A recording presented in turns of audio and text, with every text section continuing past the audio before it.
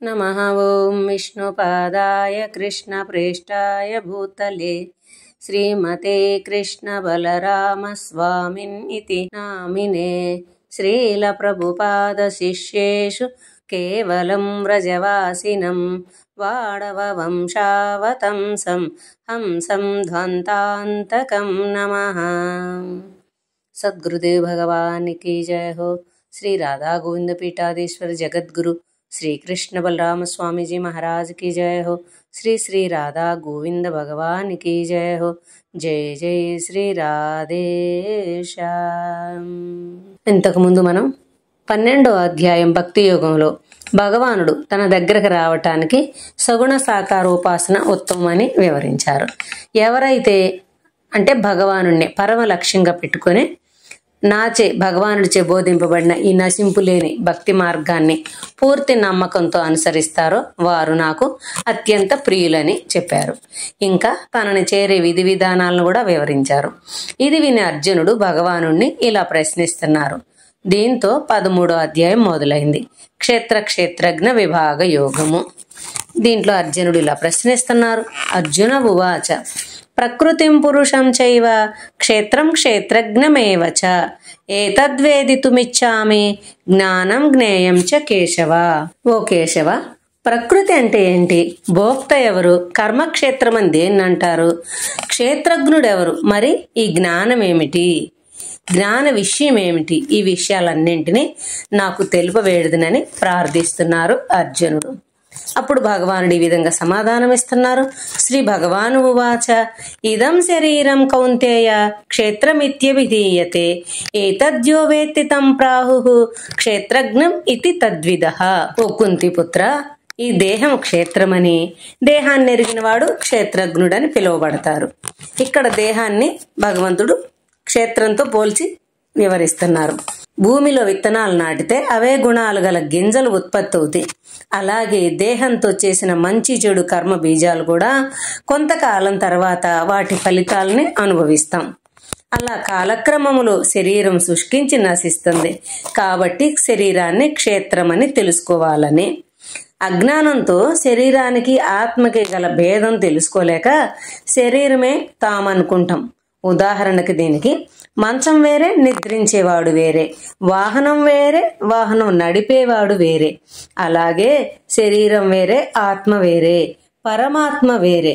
మానవ శరీరంలో ప్రాపంచిక అంటే ఈ మానవ శరీరాన్ని ప్రాపంచిక వ్యవహారాలు చేస్తూ కూడా వాటిలో చిక్కుకోకుండా మనసుతో భగవానుని నిష్కామ భావంతో సేవించి మోక్షం పొందటానికి ఈ శరీరాన్ని ఉపయోగించుకోవాలి. అలా కాకుండా ఇంద్రియ భోగాసక్తులై అపరిమితమైన వాంఛలతోటి జీవితం గడుపుతారో వారిని రాబంధువులతో పోలుస్తున్నారు. ఇలాంటి వారు భౌతిక ప్రపంచంలో ఎన్నో కర్మలు చేస్తున్నారు. ఆ కర్మలకే ప్రతిచర్యలు కలిగించే సుఖ దుఃఖాలనే స్వర్గ నరక మర్త్య లోకాల్లో తిరుగుతూ భగవానుని బాహ్య శక్తి అయిన ఈ భౌతిక మాయలో ఉండి మరీ భ్రమతో జీవిస్తూ ఉంటారు అని. ఎప్పుడైతే అర్హుడైనటువంటి ఆధ్యాత్మిక గురువు గారిని ఆశ్రయించామో అప్పుడు భక్తి మార్గాన్ని అనుసరిస్తూ ఈ భ్రమతో కూడిన ప్రపంచం నుండి విడవడతారని. క్షేత్రానికి క్షేత్రజ్ఞునికి మరి పరమాత్మకి గల మధ్య భేదాన్ని తెలుసుకుంటాడు. ఈ భ్రమతో కూడిన జీవితం నుండి బయటపడి గురువుగారిని ఆశ్రయించినప్పుడు ఈ క్షేత్రజ్ఞునికి క్షేత్రానికి మరి పరమాత్మకి గల మధ్య భేదాన్ని తెలుసుకుంటాడు అని. క్షేత్రజ్ఞం చాపి మాం విద్ధి సర్వక్షేత్రేషు భారత క్షేత్రజ్ఞయోర్జ్ఞానం యత్తజ్ఞానం మతం మమ. ఓ భరత వంశజుడా, దేహము దేహి అంటే శరీరము మరి ఆత్మ, ఈ రెండింటిని గూర్చి తెలిపేదే జ్ఞానమని. ఇది కాక దీనికి విరుద్ధంగా భౌతికమైన జ్ఞానము ఎంత ఉన్నది? అసంపూర్ణమైన జ్ఞానమే. అంతరిక్షాల్లోకి తిరిగినా, చంద్రమండలాల్లో విహరించినా, ఏ సైన్స్ కనుగొన్నా కూడా, నువ్వు ఎంత గొప్ప ప్రజ్ఞాశాలివైనా కూడా అది నీ యొక్క శరీరాన్ని ఆత్మనే నీకు నువ్వు ఏమిటి అనేటటువంటిది తెలుసుకోలేకపోతే ఈ జ్ఞానం ఆత్మ ఉన్నత కోసం ఏమి చేయలేదు. భౌతికమైనటువంటి జ్ఞానం. మానవ జీవితం ముఖ్య లక్ష్యం ఏంటంటే సర్వక్షేత్రాలను ఎరిగిన ఆ పరమాత్మని తెలుసుకోవటమే. దానికన్నా ముఖ్యమైనది ఏది లేదు ఈ మానవ జీవితంలో. అలాగే తత్క్షేత్రం యచ్చయాదృక్చ యద్వికారి యతశ్చయత్ న సచయో యత్ప్రభావశ్చ తత్సమాసేన మే శృణు. ఇప్పుడు నీకు శరీరం యొక్క సంక్షిప్త వర్ణం అంటే దాని నిర్మాణము, అది మార్పు చెందే విధానము, దాని అస్తిత్వానికి కారణము, దాన్ని తెలుసుకున్న ఆత్మ, ఆత్మకి శరీరానికి గల పరస్పర ప్రభావాలని వివరిస్తానని చెప్పి భగవానుడు ఇలా వివరిస్తున్నారు. మహాభూతాన్యహంకారో బుద్ధిరవ్యక్తమేవ చ ఇంద్రియాణి దశైకం చ పంచచేంద్రియ గోచరాః ఇచ్ఛాద్వేష సుఖ దుఃఖం సంఘాతశ్చేతనా ధృతిః ఏతత్ క్షేత్రం సమాసేన సవికారం ఉదాహృతం. ఇక్కడ శ్రీకృష్ణ భగవానుడు ఈ స్థూల శరీరం గురించి వివరిస్తున్నారు. భూమి, నీరు, అగ్ని, వాయువు, ఆకాశము. అంటే ఇక్కడ ఇంతకు ముందు మనకు చెప్పారు అసలు ఈ శరీరం యొక్క వర్ణన చేస్తానని, దాని అస్తిత్వానికి కారణం ఏమిటి, ఈ శరీరానికి ఆత్మకే గల పరస్పర సంబంధం ఏమిటి వివరిస్తానని చెప్పారు కదా. అది ఇక్కడ మనకు వివరిస్తున్నారు.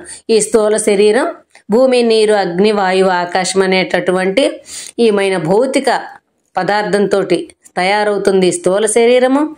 అలాగనే పంచ కర్మేంద్రియాలు, చేతులు, కాళ్ళు, నోరు, జననేంద్రియము, మలద్వారము, వీటిని పంచ కర్మేంద్రియాలని, అలానే పంచ జ్ఞానేంద్రియాలు, ముక్కు, చెవులు, కనులు, నాలుక, చర్మము, వీటికి తోడు పంచేంద్రియ విషయాలు, శబ్ద, స్పర్శ, రూప, రస, గంధాదులు, ఇవి కలిపి ఈ 20 తోటి ఈ స్థూల శరీరం ఏర్పడుతుంది. అలాగే సత్వగుణం, రజోగుణం, తమో గుణము, త్రిగుణాలు, వీటన్నింటికి అధిపతి అయిన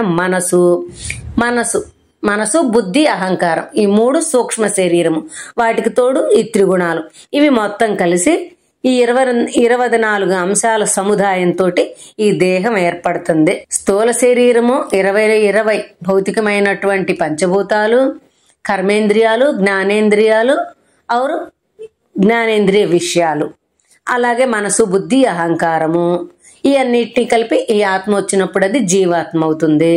అలాగే ఈ మనసు నుంచి వచ్చేటటువంటిది కామము, అసూయ, దుఃఖము, సుఖము, సందేహము, ఓర్పు, అసహనము, నిస్సంగత్వము, భయము, బుద్ధి, ఇవన్నీ కూడా మనసు నుండే ఉద్భవిస్తున్నవి.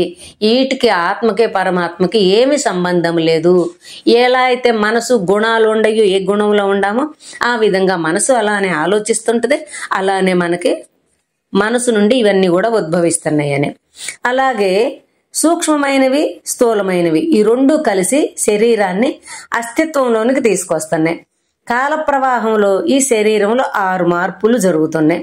జననము, వృద్ధి, సంతానోత్పత్తి, కాల వ్యవధి, ముసలితనము, మరణము. అంటే ఈ 6 ప్రతి జీవిలో కూడా జరుగుతున్నాయి. ఈ ప్రస్తుత శరీరం పూర్వజన్మ కర్మ. ఇప్పుడు మనం మనసుని నియంత్రించక వదిలేస్తే ఆత్మ పతనమై మళ్ళీ 84 లక్షల జీవరాశుల్లో తిరుగుతూ ఉంటుంది. అంటే ఎప్పుడైతే మనం ఇంద్రియాలను కంట్రోల్లో పెట్టుకున్నామో, మన మనసును మన వశంలో ఉంచుకున్నామో, అప్పుడు ఎలా అయితే మనం ఏ మార్గంలో నడిస్తే మన యొక్క ఆత్మకి ఉన్నత స్థలానికి ప్రసాదిస్తాము అనేటటువంటిది తెలుసుకున్నామా సరిగా వెళ్తాం. లేదు మన ఇష్టం ప్రకారంగా మనసును వదిలేసి ఇంద్రియాలను కూడా వాటి ఇష్టం వచ్చినట్టు మనం చేస్తే అప్పుడు మళ్ళీ ఈ ఆత్మ పతనమై ఈ 84 లక్షల జీవరాశుల్లో తిరుగుతానే ఉంటామని.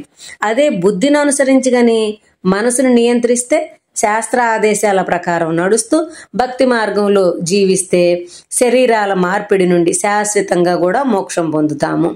ఇంకా కృష్ణ భగవానుడు ఆత్మ పరమాత్మల గురించి ప్రత్యేక జ్ఞానాన్ని వివరిస్తున్నారు.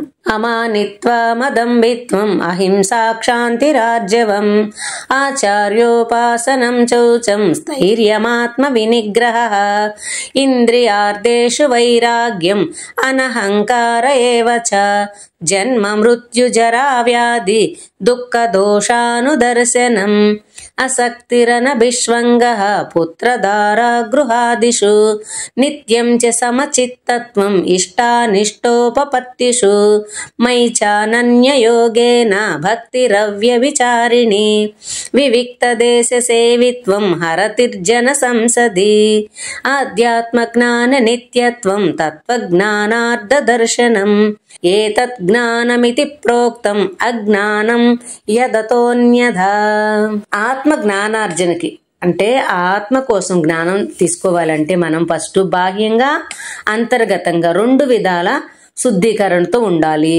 గర్వం లేకుండా వినమ్రత్వంతో ఉండటము, అహింసా మార్గంలో నడవటము, మరి సహనంగా, సరళంగా, శుచిగా, ఇంద్రియ విషయభోగ రహితంగా ఉండాలి. సహనము, సరళంగా అంటే కటువుగా ఉండకుండా ఎప్పుడూ ప్రతి వారి దగ్గర కూడా సరళంగా ఉండటము, శుచిగా ఉండటము, ఇంద్రియ విషయభోగరహితంగా ఉండటము, ఇంకా అహంకారం లేకుండా ఆత్మ నిగ్రహం కలిగి ఉండటము, భార్య, భర్త, పిల్లలు, గృహము అని ఇలా మొదలైన భౌతిక ఆసక్తి నుండి దూరంగా ఉండటము, జనన మరణ జర వ్యాధి దోషాలని చింతించటం. ఎందుకు చింతించాలి? అరే, జననం తీసుకున్న తర్వాత మరణం దాకా ఎన్ని కష్టాలు, ఏం భోగించాము, ఏమిటి, మళ్ళీ ఎక్కడికి వెళ్తున్నాం, అసలు ఎక్కడి నుంచి వచ్చాము అనేటటువంటిది ఏం ఆలోచన లేకుండా చేశాం. మళ్ళీ ఇలా చింతించలేదు అయితే భయము లేకుండా పడిపోతాం. కింద పడిపోయినప్పుడు మళ్ళీ 84 లక్షల జీవరాశుల్లో తిరుగుతూ ఉంటాం.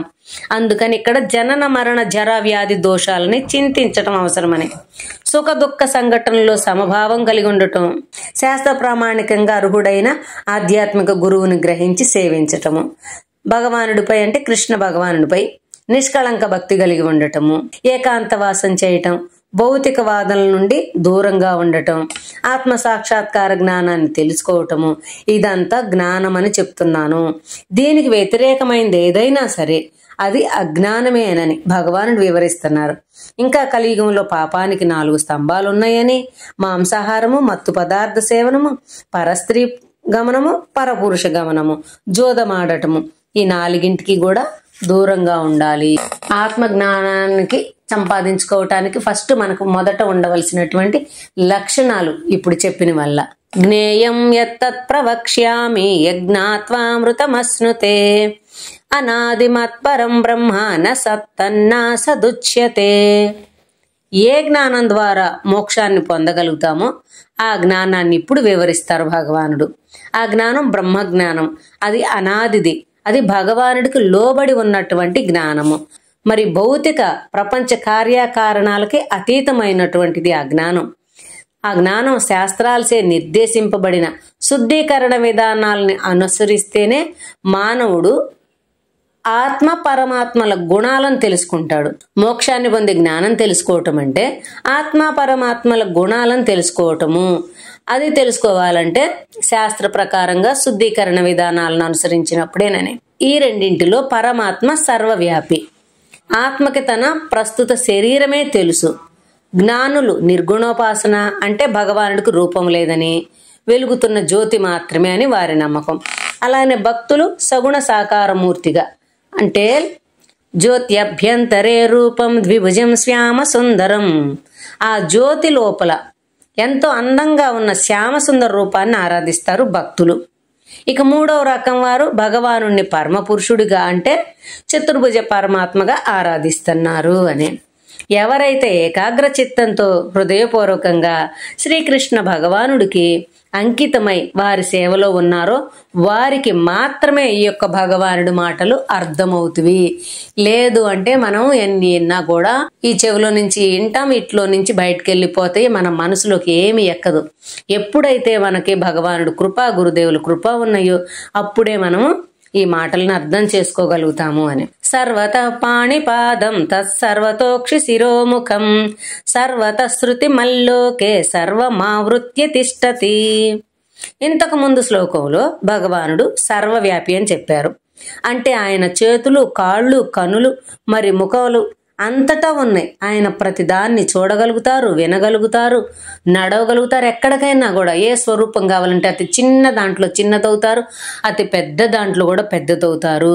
అంటే సర్వత్రా కూడా వ్యాపించి ఉన్నారు ఆయన అనే. సర్వేంద్రియ గుణావాసం సర్వేంద్రియ వివర్జితం అసక్తం సర్వవృచ్చైవ నిర్గుణం గుణభోక్తృచ. సర్వేంద్రియ కార్యకలాపాలకి అంటే మన యొక్క ఇంద్రియ కార్యకలాపాలకి కృష్ణ భగవానుడే సృష్టికర్త, ఆయనే నియామకుడు, లయకర్త. పరమాత్మ యొక్క ఇంద్రియాలు భౌతికమైనవి కాదు, మన ఇంద్రియాలు భౌతికమైనటువంటివి, భగవానుడి ఆధ్యాత్మికమైనటువంటివి, దివ్యమైనటువంటివి. అందువలన భగవానుడి చర్యలు సహజంగా వాటంతటవే వరుసగా జరిగిపోతూ ఉంటాయి. మన చర్యలు వరుసగా జరగవు. మనం ఎప్పుడేదో ఆలోచించుకున్నామో, ఏం చేయాలనుకుంటున్నామో, ఒక నిర్ణయం తీసుకున్నాము ఈ విధంగానని అనుకొని ఆ యొక్క పనులను చేస్తూ ఉంటాం. భగవానుడి యొక్క కార్యక్రమాలన్నీ కూడా వాటంతట అవే జరిగిపోతా ఉంటాయి. బహిరంతస్య భూతానాం అచరం చరమేవ చ సూక్ష్మత్వా తద్విజ్ఞేయం దూరస్థం చాంతికే చ తత్. తాను సృష్టించినటువంటి చరాచర జగత్తులో అంతర్బహిష్యత సర్వం వ్యాప్య నారాయణ స్థిత అని చెప్తున్నారు. అంటే శ్రీకృష్ణ భగవానుడు తన యొక్క నారాయణ స్వరూపంతో ఈ సృష్టి, వస్తువులు, జీవులు అన్నింటి లోపల బయట సర్వవ్యాపి అయి ఉన్నారు. ఒక్క ఇంద్రియంతో, ఒక్క పనిగాక ఏ ఇంద్రియంతోనైనా ఏ పనైనా చేయగలుగుతారు ఆయన. దీనికి కఠోపనిషత్తు కూడా ధృవీకరిస్తుంది. ఏంటంటే ఆసీనో దూరం వ్రజంతి శయానో యాతి సర్వతః. అంటే భగవానుడు ఒక్క స్థలంలో ఆసీనులై ఉన్నట్టు కనిపించినా ఆయన నడుస్తూ చాలా దూరం కూడా ఉంటారు. ఆయన ఒకే స్థలంలో శయనించినట్లు కనిపించినా ఆయన ఎల్లెడలా కూడా తిరుగుతా కూడా ఉంటారు. అంటే ఇంత పెద్దవారై కూడా అతి సూక్ష్మమై ప్రతి వారి హృదయంలో ఆసీనులై ఉన్నారు. అలా ఉన్నటువంటి భగవానుణ్ణి దేవతలు కూడా చూడలేరు. కారణం ఆయన ఎవరికీ అందనివాడు, సర్వాతీతుడు. భగవానుణ్ణి మనసుతో ఊహించుకోలేము, కన్నులతో చూడలేము. ఆయన తన శుద్ధ భక్తుల ద్వారా సంతుష్టుడైనప్పుడు వారికి సులభంగా దొరుకుతారు అని. జ్యోతిషామపి తజ్జ్యోతి తమసః పరముచ్యతే జ్ఞానం జ్ఞేయం జ్ఞానగమ్యం హృది సర్వస్య విష్టితం. ఈ సృష్టిలోని కాంతివంతములైన వస్తువులన్నింటిలో కాంతికి ఆధారం భగవానుడే. అంధకారానికి ఆయన అతీతుడు. ఆయనే జ్ఞానం, జ్ఞాన విషయం, జ్ఞాన గమ్యం. అంటే ఆయనే జ్ఞానము. జ్ఞానం ఏంటంటే భౌతికమైనటువంటిది కాదు, మాకు ఫలానా తెలుసు, ఇది తెలుసు అని చెప్పి ఆత్మల పరమాత్మల జ్ఞానం తెలుసుకోవటమే జ్ఞానం. భగవద్ జ్ఞానం తెలిసినటువంటిదే జ్ఞానము. ఆ జ్ఞాన విషయం ఏమిటనేది కూడా ఆయనే, జ్ఞాన గమ్యం కూడా ఆయనే. జ్ఞాన విషయం ఏమిటి? భగవానుడి గురించే విషయము, వేరే విషయం లేదు. గమ్యం ఏమిటి? జ్ఞాన గమ్యం. జ్ఞానం తెలుసుకున్న తర్వాత ఆయన దగ్గరికి చేరడం. అంటే జ్ఞానం యొక్క గమ్యం కూడా ఆయనే. ఆయన ప్రతి వ్యక్తి యొక్క హృదయంలో ఆసీనుడై ఉన్నారు. జీవికి భగవానుడికి గల మధ్య భేదం ఏంటంటే జీవుడు అతి స్వల్పము, భగవానుడు అనంతుడు, విభుడు, అజుడు. జీవికి ఒక్క శరీరం గురించి మాత్రమే తెలుసు, భగవానుడికి సకల దేహాలు తెలుసు. దేవాది దేవుడైన శ్రీకృష్ణ భగవానుడి కంటే ఉత్తములైనటువంటి వారు ఎవరూ లేరు. భగవానుని పరంధామంలో సూర్యచంద్రుల, నక్షత్రాలు లేదా విద్యుత్ అవసరమే లేదైతే అగ్నిని గూర్చి చెప్పటానికి అవసరమే లేదని. భగవద్ధామం స్వయం ప్రకాశితమైనటువంటిది. సూర్యచంద్రులు, నక్షత్రాలు కూడా భగవానుడి చేతే ప్రకాశింపజేయబడుతుంటే ఇంకా భగవానుడి యొక్క లోకంలో వారేం చేస్తారు? వారి యొక్క అవసరమే లేదు. భగవద్లోకం స్వయం ప్రకాశితమైనటువంటిది. ఇది క్షేత్రం తదా జ్ఞానం జ్ఞేయం చోక్తం సమాసతః మద్భక్త ఏతద్విజ్ఞాయ మద్భావాయోపపద్యతే. ఈ విధంగా భగవానుడు క్షేత్రాన్ని గూర్చి మరి క్షేత్రజ్ఞుని గూర్చిన జ్ఞానాన్ని సంగ్రహంగా వివరించారు. ఈ ప్రాథమిక జ్ఞానాన్ని తెలుసుకొని దాన్ని ఆచరణలో పెట్టగలిగితే మానవుడు భగవద్ధామంలో అడుగు పెట్టడానికి అర్హత పొందుతాడు అని చెప్పి. అంటే ఆత్మ పరమాత్మల యొక్క జ్ఞానాన్ని తెలుసుకున్నప్పుడు ఆ యొక్క భగవద్ధామంలో అడుగు పెట్టడానికి అర్హులమవుతాం.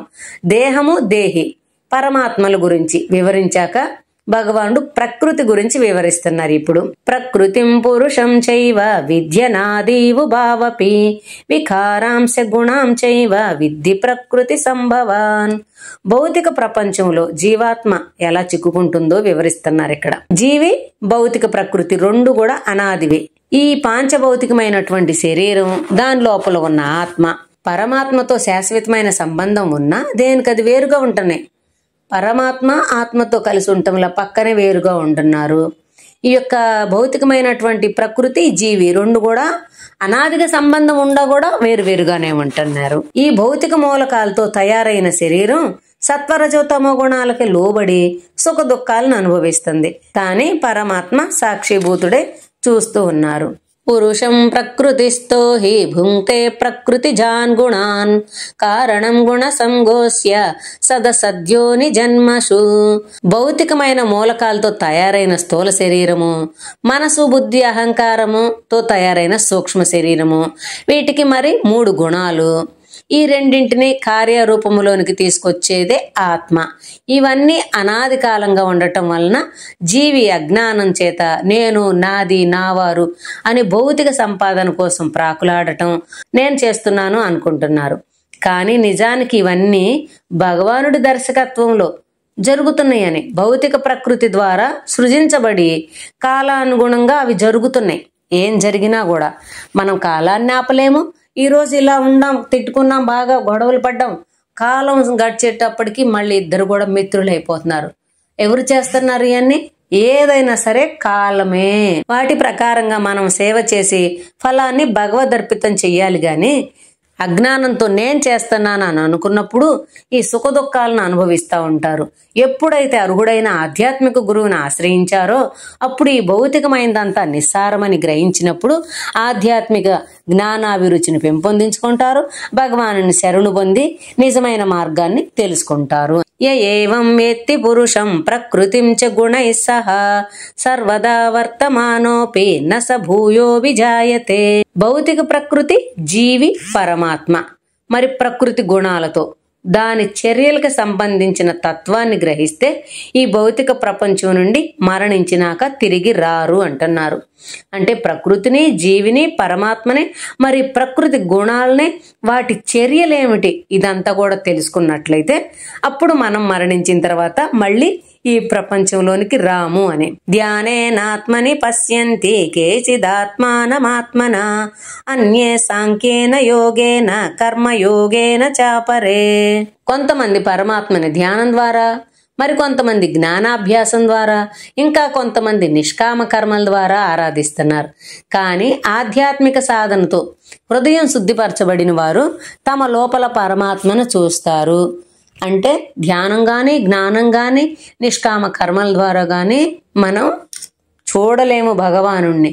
ఎలా చూస్తామంటే ముందు కొందరు పరమాత్మని ధ్యానం ద్వారా, మరి కొంతమంది జ్ఞానాభ్యాసం ద్వారా, ఇంకొంతమంది నిష్కామ కర్మల ద్వారా ఆరాధిస్తున్నారు. కానీ ఆధ్యాత్మిక సాధనతో హృదయం శుద్ధపరచబడిన వారు తమ లోపల పరమాత్మను చూస్తారు. స్వయంగా కృష్ణ భగవానుడే స్థిరపరుస్తున్నారు దీన్ని. భక్త మాం అభిజానాతి అని. అంటే నా నిష్కళంక భక్తి ద్వారా మాత్రమే దేవాది దేవుడినైనా నన్ను తెలుసుకుంటారు. అంతేగాని ధ్యానం ద్వారా, జ్ఞానం ద్వారా, నిష్కామ కర్మల ద్వారా ఎప్పుడు కూడా నన్ను తెలుసుకోలేరు, నన్ను పొందలేరు అని చెప్పి భగవత్ సాక్షాత్కారానికి భక్తియుక్త దైవ సేవ తప్ప ఏరే మార్గమే లేదు, అవసరం కూడా లేదు అని.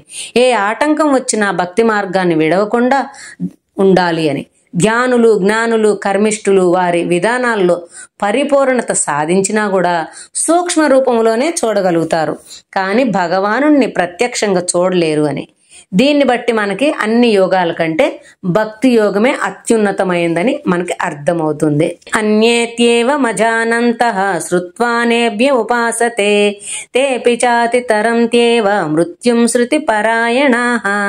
ఇక్కడ దేవాది దేవుడైన శ్రీకృష్ణ భగవానుణ్ణి దర్శించటానికి సరి అయిన విధానం తెలవపోయినా ప్రామాణిక మూలాల నుండి మనం భగవానుణ్ణి ఆరాధిస్తూ ఉంటే ఆయన దివ్య లీలలేనా, ఆయన సేవ చేసిన, ఆయన యొక్క కథలు విన్నా కూడా మనం పరిపూర్ణతను పొందుతాము అని. ఇంకా ప్రామాణికమైనటువంటి ఆరాధనా విధానాన్ని అనుసరించినా కూడా మనకు తెలియదు. ఒక ప్రామాణికంగా ఇది కరెక్ట్, ఇది శాస్త్ర పద్ధతి అని దాన్ని తీసుకొని ఎవరైనా సరే చెప్పారు, మన కర్మ కొద్ది బాగుంది, మన కర్మ, మనకు ఒక భక్తుడు మంచివారు ఎవరైనా సరే మనకి తెలియజెప్పారు ఈ విధంగా చేయాలని.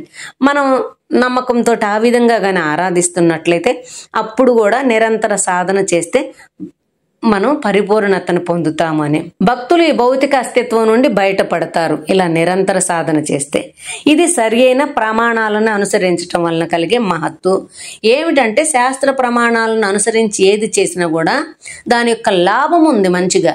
అదే నువ్వు ఎంత చేసినా కూడా శాస్త్ర ప్రమాణానికి వ్యతిరేకంగా చేస్తే ఎంత ఇష్టంగా చేసినా ఎంత ప్రేమగా చేసినా కూడా దానికి విలువ లేదు అని. మన ఇష్టం వచ్చినట్టుగా ఎంత శ్రద్ధతో చేసినా సరే ఈ చక్రం నుండి కూడా మనము బయటపడలేము అని.